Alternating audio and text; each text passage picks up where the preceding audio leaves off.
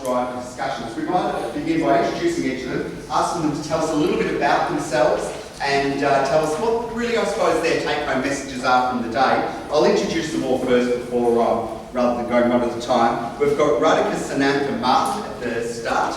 In the middle, we've got Paul Smith, and finally, we've got Katharina Benet, although she calls herself Catherine Bennett, but I'll just rename her.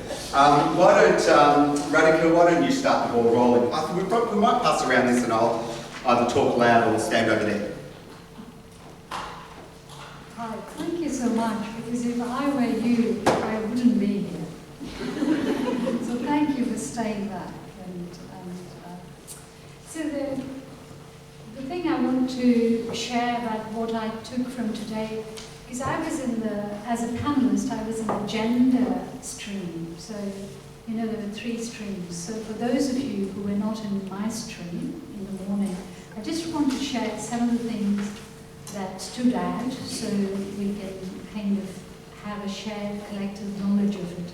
So one of the things was that there is a gender dysphoria clinic that is in the entire country in Australia. This is the only clinic, and that's in the southeast, run by Monash Health. The fact that they run only for 2 days and they have got an 18-month waiting list is kind of besides the point. The fact that they are there is great. So there is a gender dysphoria clinic, and also Larissa, if you could put your hand up, was talking to us about how the younger generation is claiming a whole range of different identities, gender identities, and that practitioners are not ready, are not skilled up to manage this. So it's really important, and VACS, where is Jeremy from VACS, Victorian AIDS Council, are working around best practice guidelines in all of this, and that they're really, really keen to roll some of those things out. So if you're a practitioner out there, or a manager, or a team leader, and looking for GLBTIQ best practice guidelines and organizational and institutional and structural changes, please get involved with some of these people who have started the trend for best practice guidelines and reflective discussions. And I just want to say my own personal highlight was Michael Kirby. I have followed him for a long time and heard him for the first time. And to borrow his term, I think we'll have to, I'm just quoting what he said, meeting of views that are so different, and we just have to put it together. They coexist.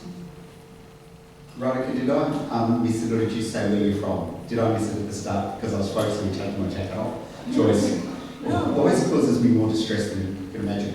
Where are you from? You're from, you may as well tell me. I'm from the Victorian Transcultural Mental Health. Paul. Hello, I'm Paul Smith. I want you to pronounce that in a more interesting way. Paul Smith there. That's much That's some I don't know where that's from. Thank you. I'm from the Department of Health and Human Services, and I look after our mental health program and a lot of other primary health areas, and some other things that are connected with mental health and well-being. So areas around Aboriginal health and well-being, ageing and aged care, and even sport. So it's kind of an interesting mix of things. I was in the equality stream this morning a bit, but I just first wanted to focus on some of the things that I got out of Michael Kirby's talk and also the minister's, which is that I suppose the reminder that was often reinforced in my conversations with consumers that although we can all see how far we still have to travel in relation to building better systems and better responses that are more respectful of diversity and gender and inclusive approaches to families and all the rest, that we've also come a long way, and it's really important to remind ourselves and to celebrate some of the achievements in our sector. And it's been my experience that no matter how far we still have to travel in order to honour the sorts of principles that have been discussed at today's seminar, consumers and carers are incredibly patient with the work that's happened to date and respectful of the change processes that are underway, even while they very legitimately demand that we all do better. So I was kind of interested in his reflections on how far, particularly in relation to LGBTI issues, our country has travelled in terms of its kind of cultural conversation, but also how far we still have to travel to have a service system that better honours those issues. So in our equality stream, we talked a bit about the importance of recognising that a service response that values every single life is the best way to demonstrate a response that is mindful of the differences that everybody brings, their unique experiences and so on, and that a system that talks about equality has to walk the talk in terms of being responsive to every unique story. So everybody who is receiving care in an inpatient setting, for example, should have the experience of being listened to, having their history valued and understood and expressed clearly, and staff who are willing to engage at a very deep level. And we talked a lot about some of the fantastic work that's been happening at the Alfred through programs like Safe Wars that are designed to rethink the culture of service inside an inpatient unit and to find a more human way of interacting between staff and consumers and carers as well. So I think some of those things were important lessons for us to understand and think differently about. But I was also reminded in some of the questions that although it's part of my job to be helping government think through things like the 10-year plan for mental health that the Minister was talking about this morning, the imperative for many of you can't wait that long. They're very, very urgent. So we talked a bit about some of the real pressures in some very dynamic inpatient units where the mix of staffing resources and challenging behaviour and a whole range of other things means that we need better responses much more quickly, while we are also thinking in the long term about how it is that we reprioritise the system to better respond to the sorts of human rights issues that have been part of today's conversation. Thanks, Paul. Catherine Bennett, so intro yourself and your It is Catherine Bennett, it's not the other pronunciation, but I do like that. And I have to remember not to yell because I don't usually need a microphone. I'm quite loud. I'm a consumer consultant for Alfred Psychiatry. I've survived 14 suicide attempts and recovered from borderline personality disorder. So it is possible. If you were doubting it, it is possible. I've done it.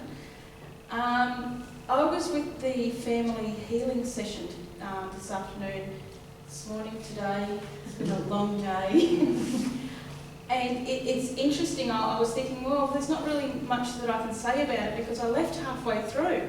The story of the families was quite touching, and a lot of the people in the room were moved to tears, and it was too much emotion for me to contain, and I went, okay, I need to walk out and give myself some space. But then we were speaking, and that's the lesson learned, is that others do have experiences that are touching and moving for people to hear. We're not just blank slates, we're not switched off from our emotions. The families are suffering as much as the consumers are. And there's a lot that needs to be done in that area of helping carers, families, nominated people, partners, as well as consumers. The two things that I wrote down, and I thought these are the key things that I need to get through from both perspectives. And communication and the language we use can either empower or destroy a person's dignity. And that's with carers as well as consumers. And that's the power that we have with our language that we use. You can destroy a person's dignity. You can destroy their sense of self just with the language that we use.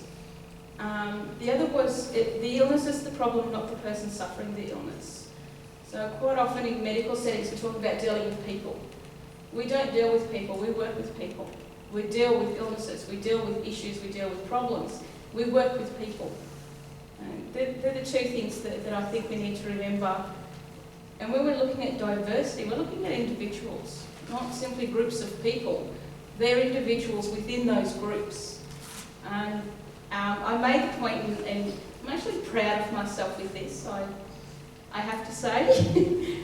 Stop assuming that all people with mental illness are the same, respond the same, react the same, feel, learn and heal the same way, because we don't. And it's similar with diversity. Not all gay people are a certain way. Not all people from diverse backgrounds are going to be the same within their background. We're all individual. And even within cultures, there are individuals there. And we heal different ways. We think different ways. We feel things differently. It's the same with mental illness, and mental illness isn't pointed in one direction, it's across the board. It doesn't matter who you are, you can be affected by mental illness, whether you have it or you care for someone with it.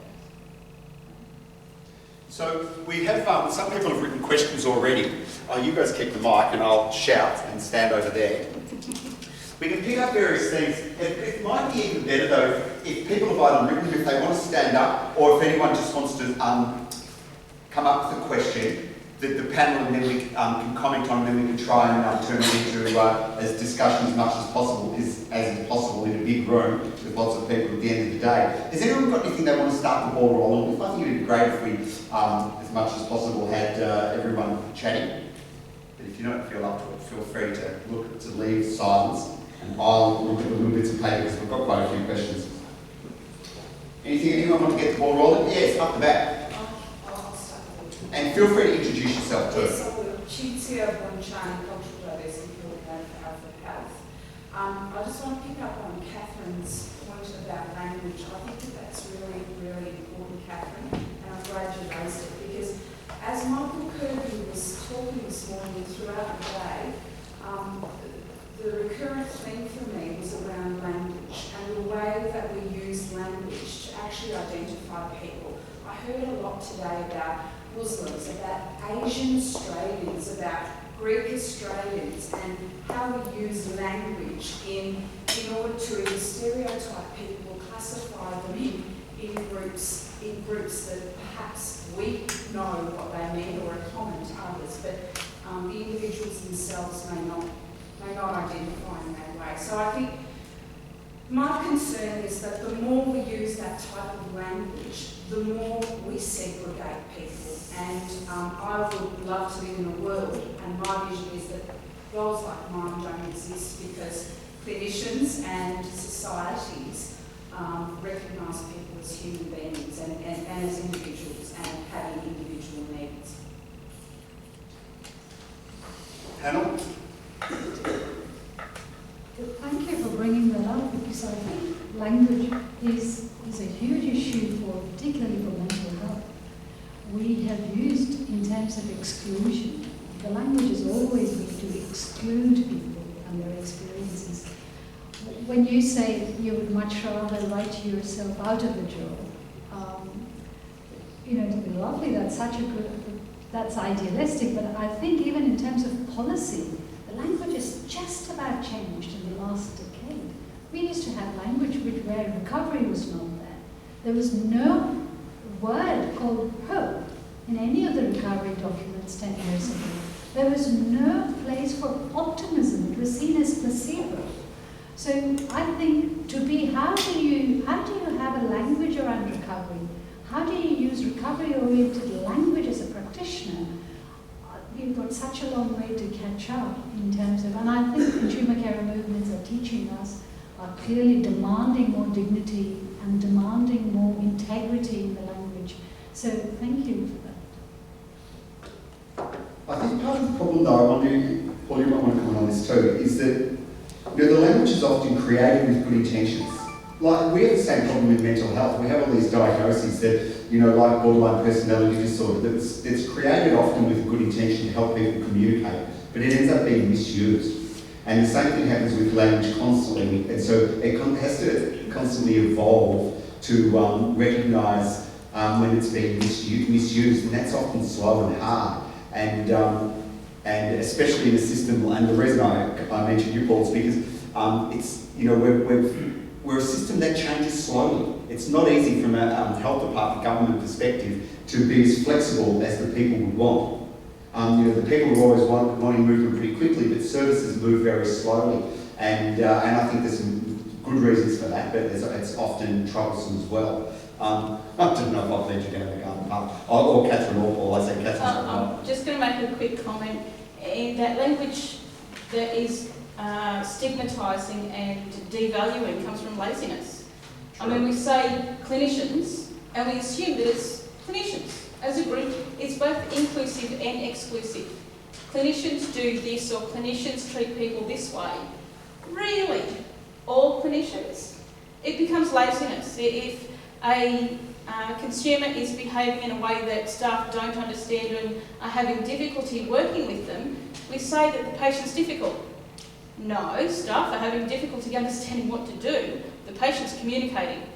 So I think it comes down to difficulty with laziness. Basically, it's laziness.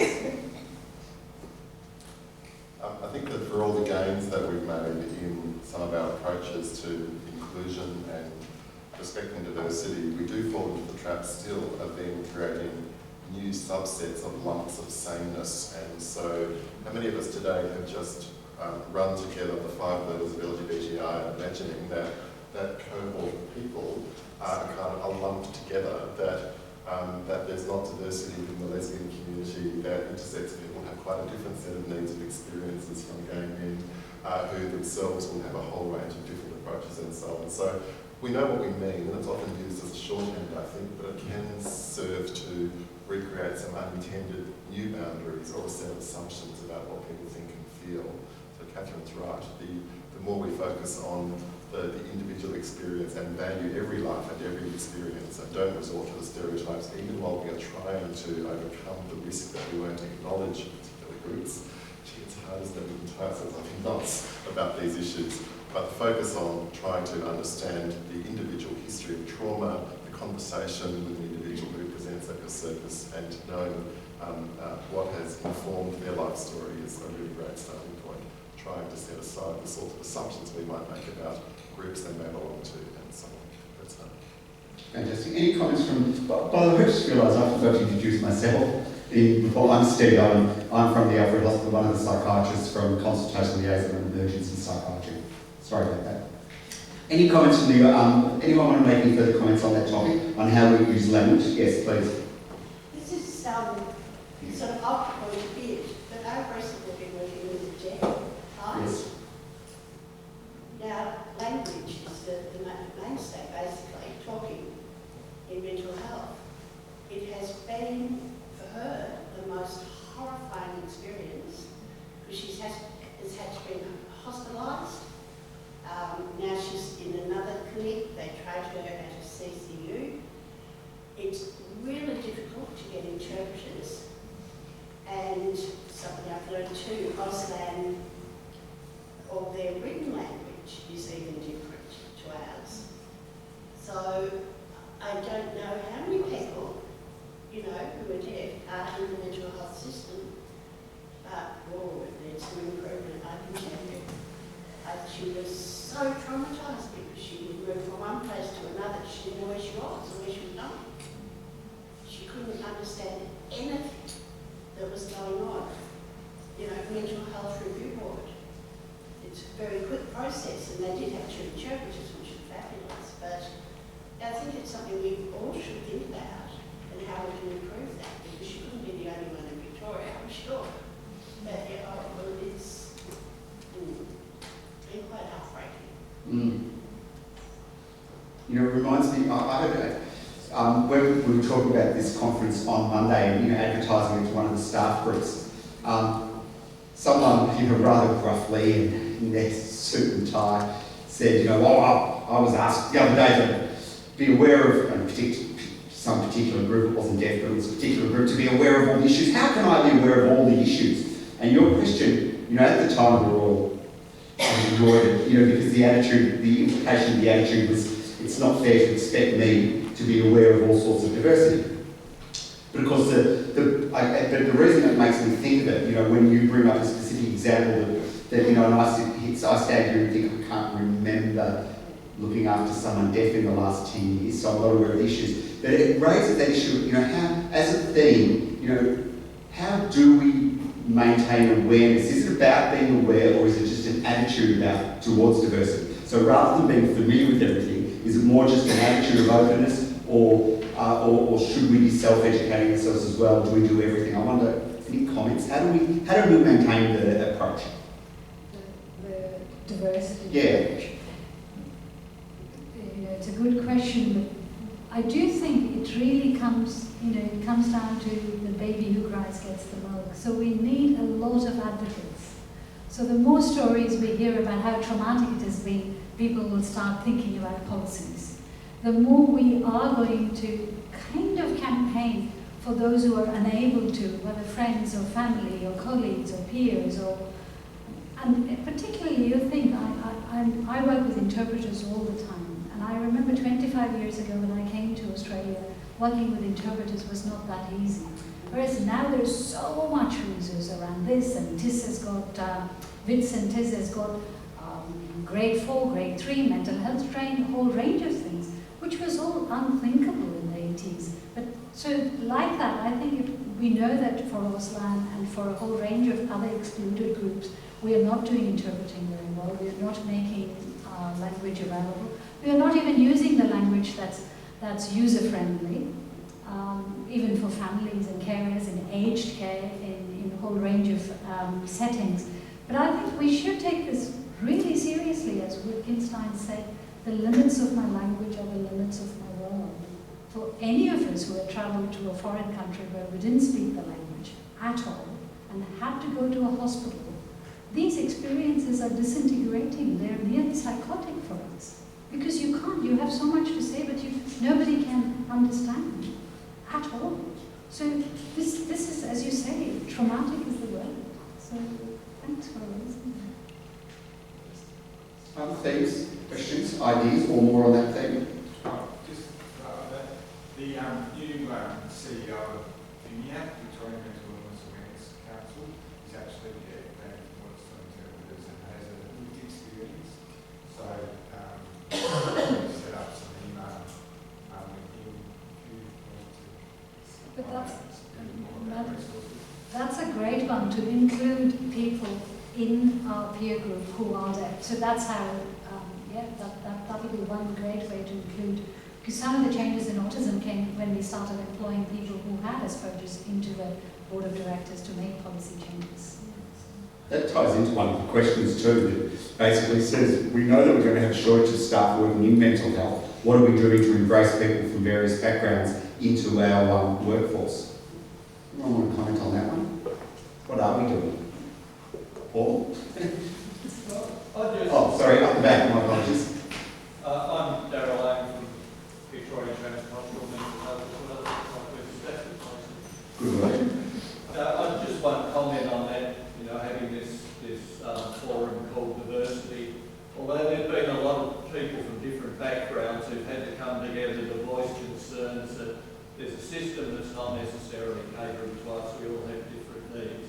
Diversity takes that responsibility back again, puts it back on practitioners to say, we're all different. It's really up to you now to recognise that, and not for us to keep articulating our difference. How does that look in practice? How does it look in practice? I think the responsibility has been for people of different backgrounds and persuasions to justify that there are different needs and that you can't keep treating people the same way and call it equality. Because equality doesn't mean you're necessarily giving us the care we need, because we need more than just the sameness that everyone else gets. And then it's a responsibility of people working in the services to work with those groups and recognise that everyone coming in is diverse, comes from a different background, is different. It's more a reflection of shifting that responsibility away. We don't have to keep saying that we've got these needs. At some point, services need to pick that up and cater to them in realistic ways. Anyone want to take it? Oh, sorry, I can see your hand. I'm Ken Morrison, currently at Monash Health, but a number of years ago I was in a counselling relationship with a person who was profoundly deaf and using Auslan interpreter.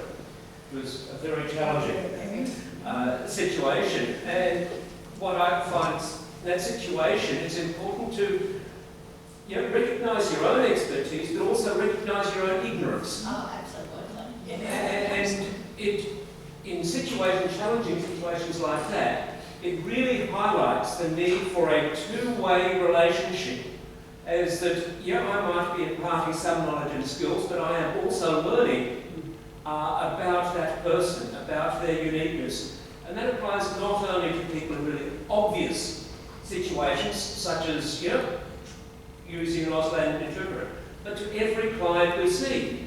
It's not a one-way process. It's really hearing and engaging in the interaction, which is fundamental to a positive therapeutic relationship.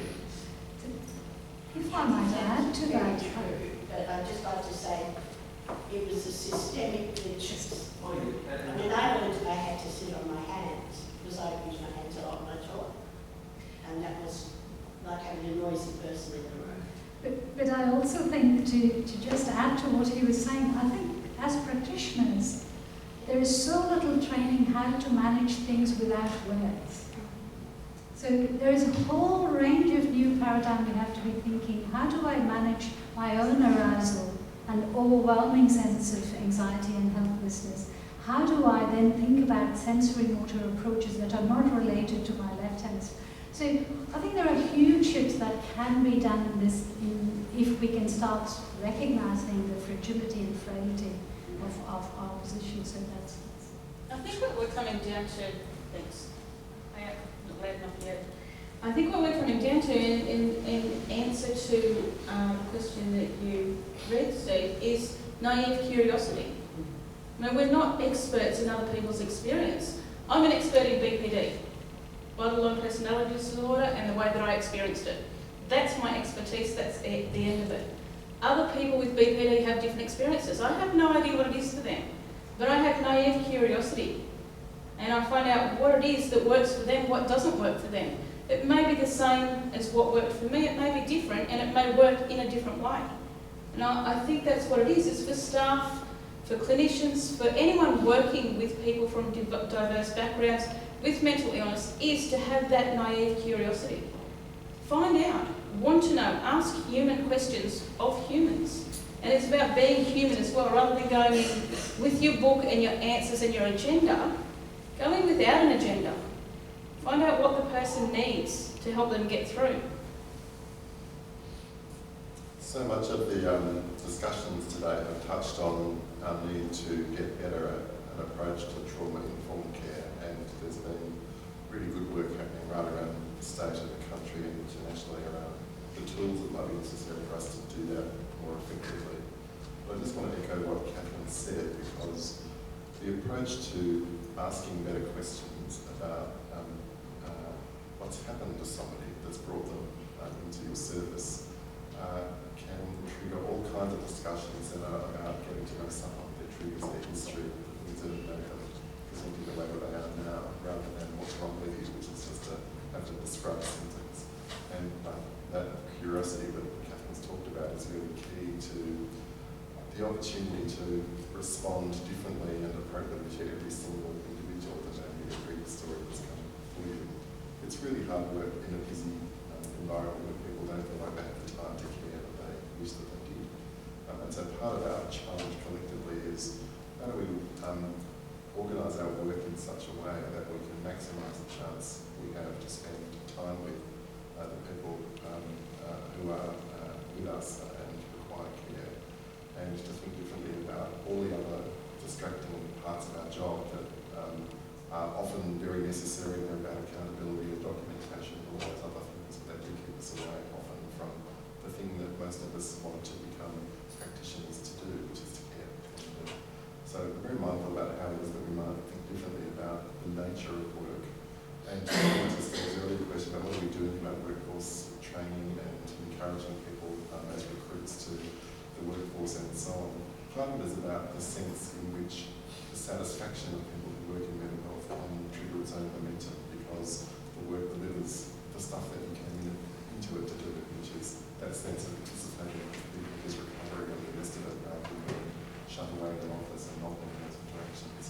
There's enormous opportunity for us to think differently about growing the workforce that is based on the lived experience of peers and so on. We've got to think differently about that. From that comes the sense that we are interested in and committed to a really diverse workforce that reflects the community that we serve, and valuing all those experiences among our own staff as well as amongst the people who come to our services. You know, the most dramatic place I've seen that in my career, I've been around about 25 years now in the public system. I had about 10 or 15 years on and off working in HRD from the early days. And that was an amazing experience for a couple of reasons. One, it was very quickly flooded with people from the gay community essentially at the time, and then that broadened out to a whole lot of consumer groups, went on to people with hepatitis, all sorts of things that came in and worked in the group. And I'd never seen anything like that at the time in my medical career.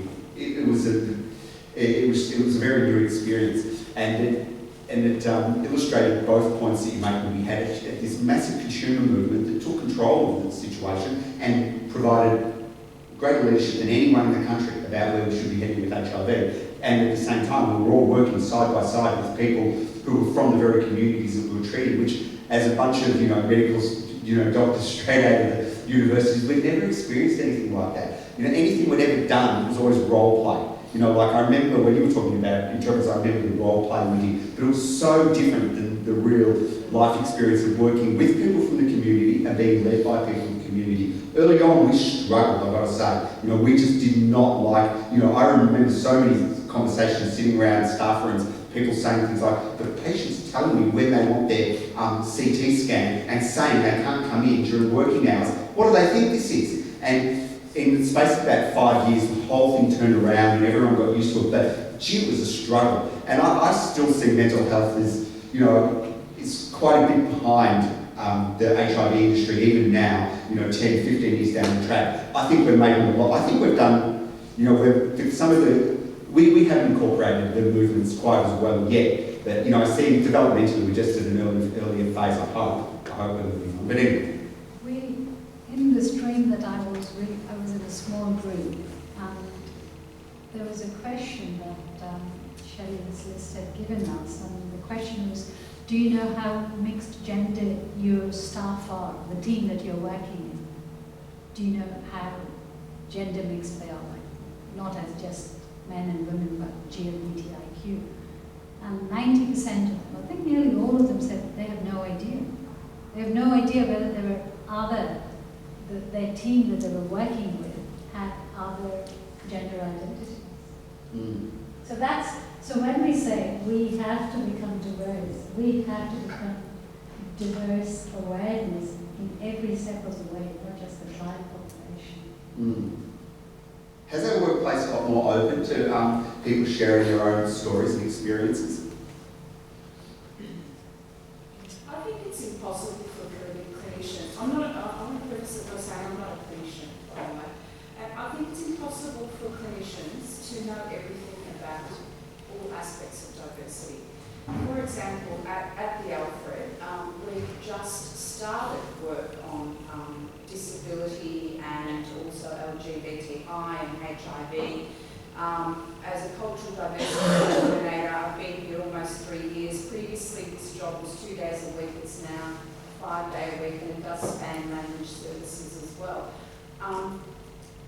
I totally agree with you that I think the first step, and when I do education with clinicians, what I say to them is the first step is your own self-awareness. So knowing yourself when you're meeting those challenges and working with people who have a difference. But at the end of the day, if we all adopt what is a very common term nowadays, a patient-centred care approach, we are looking after the patient. We are not looking after whether they're LGBTI, whether they need Auslan, or whether we're not differentiating them or stereotyping them in that way.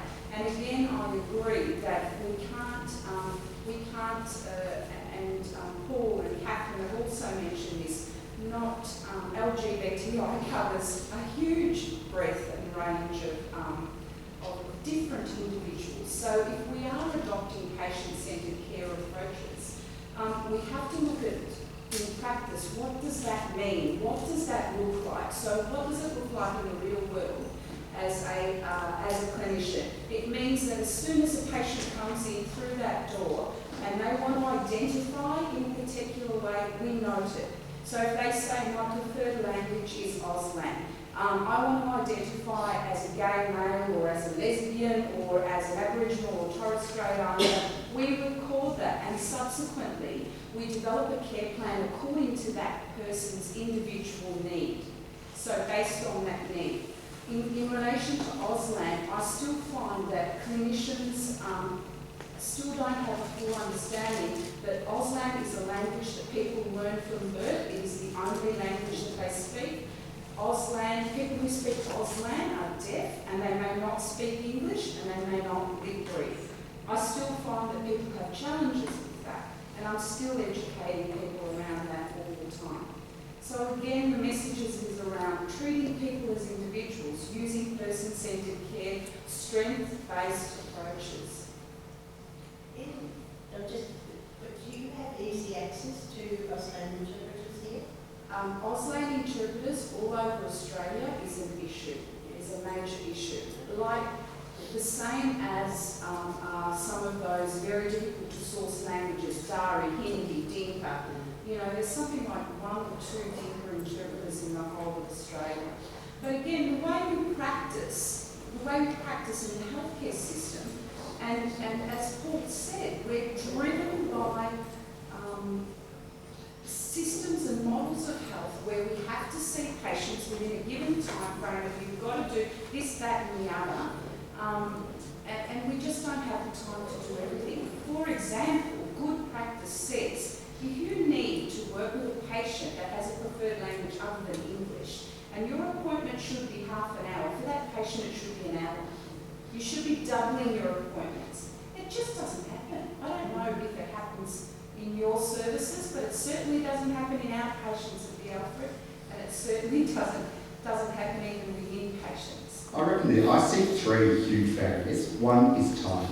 When people are busy, they just do the essential, urgent things. Quick outline of the problem, whack it in the nose, make a plan, move on.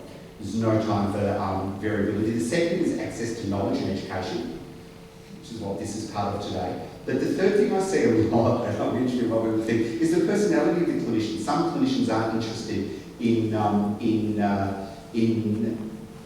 being flexible. I don't know. Some are. I think education helps everyone, no matter how flexible they are, because I think even the people who are quite inflexible or who, for whatever reasons, don't want to acknowledge diversity and work within a diverse framework, I think they still benefit from education. But they're the sort of things I say. I don't know, what do you think, Catherine? Because you've experienced it from the other end of the stick, so to speak. Well, I was thinking that this sounds very much like the trauma-informed care. It's about being aware, not focused. So trauma-informed care is being trauma-aware, not trauma-focused. And it's the same thing, it's being aware of diversity, not focused on the diversity issues. So if there is someone who needs an extra hour, it may be 1 out of 10 people, but there's still the time issue there. It's being aware of that, rather than focusing, this person needs the extra hour, what are we going to do? We need to change everything around. No, it's not that big, it's not that hard. And from the other side, that's what it seems to me, is that a lot of people are trying to make it difficult. It's not that hard. Be aware of the individual differences. You don't have to focus on them and make them the key point. Over here first, then after that. Sorry, but as a nurse on the floor, it is that hard.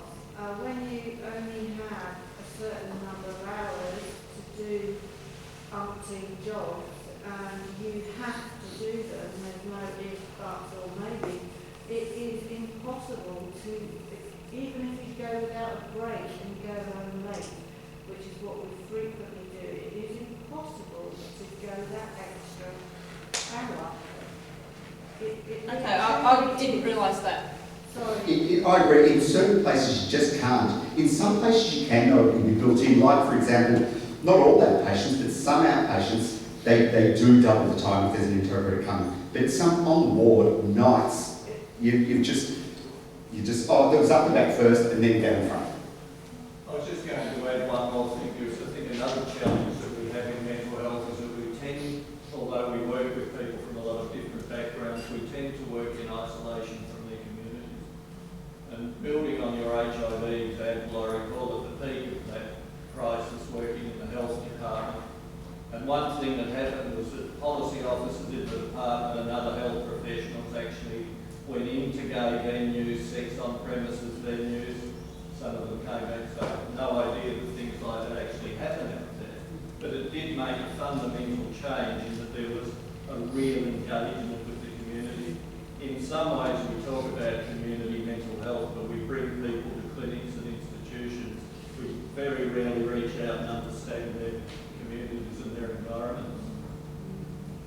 Catherine?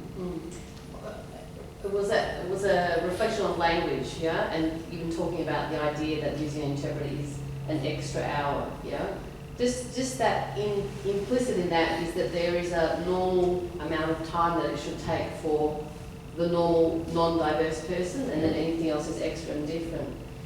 And I think that part of this language narrative is that instead of being surprised by diversity and trying to promote diversity, that we recognise that diversity is the norm, is the reality, is what we encounter, and that person-centred practice is how we navigate diversity. And with person-centred practice, someone's history, their social political history matters. It matters. Gender struggles matter.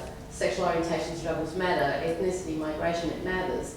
But it doesn't necessarily define the sum total of who you are. So you look at that person in front of you with their lived experience, understanding the social political history that they belong to. So we have to work this balance, yeah, between person-centred practice with a diversity lens. And I think that that's, when you talked about workforce before, it's really about getting practitioners to work harder and be smarter in terms of their implicit understanding about how it is that they engage with people, yeah? Instead of coming from an expert lens and saying, okay, I'm the practitioner, I have the resources and the information, and I'm going to do mental health to you, yeah? It's flipping that, and the care and consumer movement advocates help to flip it, to say, okay, I'm in this role, yeah, let's share the power, let's explore your life experience, some of the things that inform your identity, which lenses you take, and how can I assist you to empower you to make and live your life in a way that is more meaningful. And it really is about clinicians, I think, having to be their best human. Yeah, it's a big shift, I think, into a place of humility.